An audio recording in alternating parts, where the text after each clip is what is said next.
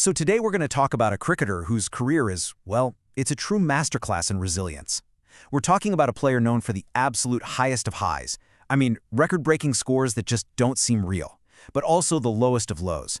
Career-threatening slumps, heartbreaking setbacks.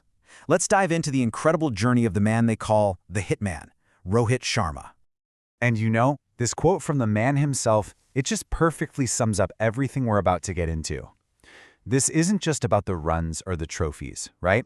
It's about the mindset that fueled one of the greatest comebacks in modern cricket. That's the real theme here, courage. Every great story has a beginning. And Rohit's, well, it doesn't start under the dazzling lights of a huge stadium. Nope, it starts in a small town, with a dream that was anything but small. I want you to just imagine this for a second.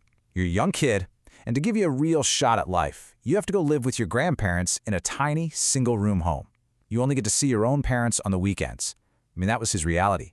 His dad was a caretaker at a warehouse, and money was super tight. But it was right there, in that tough environment, that his love for cricket just exploded, playing in the streets with his uncles. So how does a kid with so little even get a start? Well, it takes a village, as they say. His uncles, they saw his passion and they literally pulled their money, just 50 rupees each, to get him into his first cricket camp. That's where a coach named Dinesh Ladd saw something special in his batting.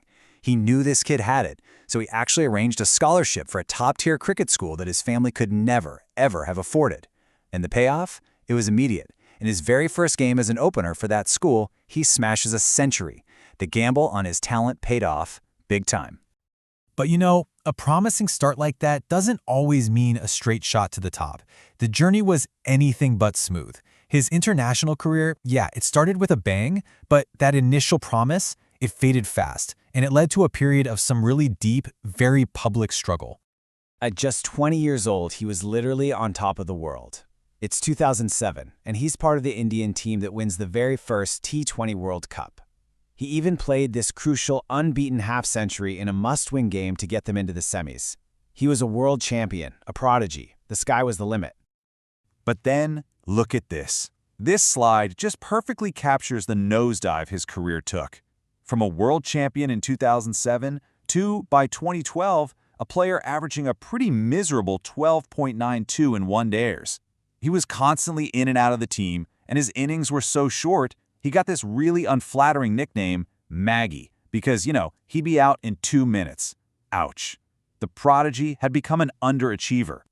And then came the absolute gut punch, the lowest point. In 2011, the World Cup was in India, the biggest cricketing event in a generation, and he wasn't picked. Can you even imagine the heartbreak, watching your country celebrate that historic win, a win you were supposed to be a part of? From your couch. It was a crushing blow. So at this point, the critics had basically written him off. Everyone agreed, yeah, the guy has talent, that lazy elegance, but he just couldn't perform when it mattered. So the question on everyone's mind was a serious one. Was this just going to be another story of wasted potential? But this is where the story completely flips on its head. A single decision, one moment of faith from his captain, didn't just save his career, it unleashed the legend he was always meant to be. The turning point was 2013.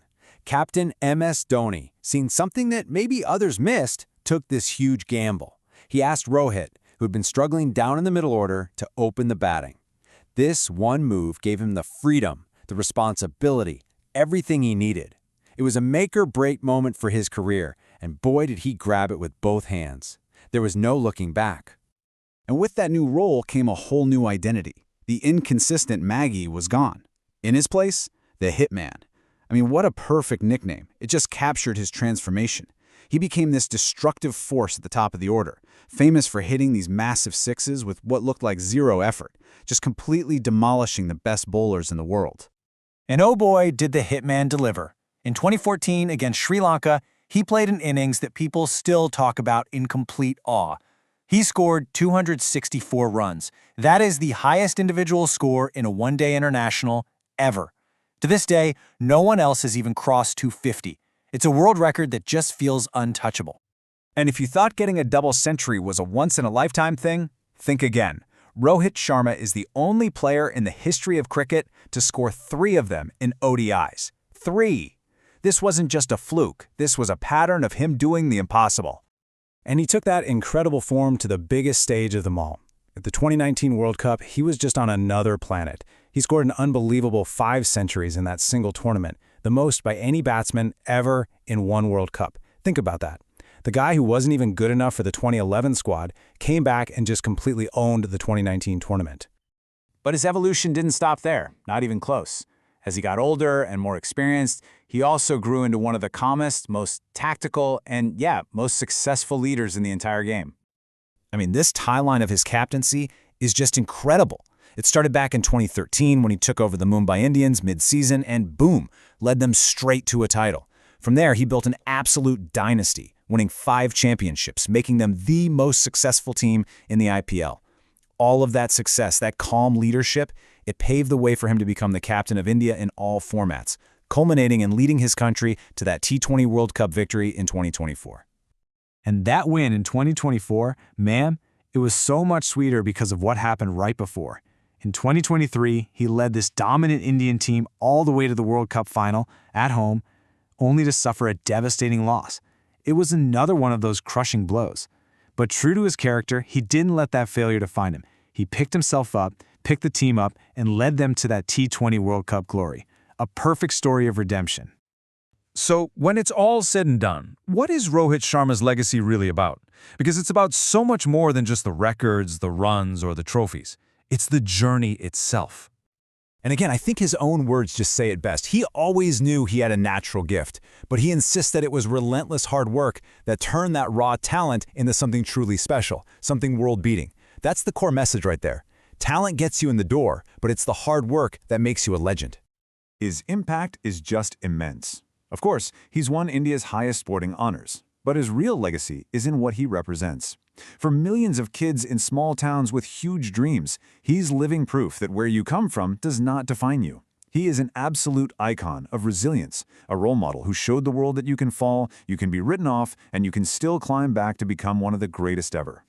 And that kind of leaves us with one last thought. The world record 264 is incredible. The 5 World Cup centuries, legendary. But is that what really defines his story?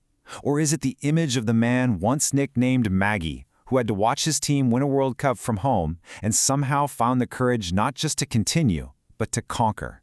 That, I think, is the real legacy of the Hitman.